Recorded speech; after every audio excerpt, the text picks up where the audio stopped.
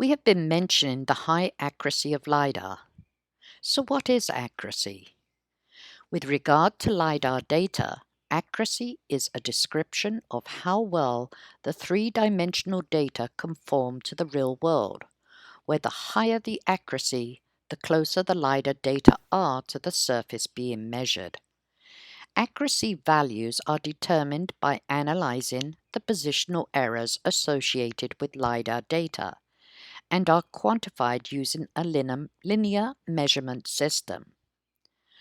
Well-calibrated airborne LiDAR systems can typically measure ground elevations with a vertical accuracy of 15 centimeters, while fixed-position mobile and drone LiDAR systems can achieve even higher accuracies that may be measured in millimeters. If the accuracy is known, it will often be stated in the metadata record associated with the data. We will describe how accuracy is assessed and reported later in this module. Accuracy requirements depend on the intended application.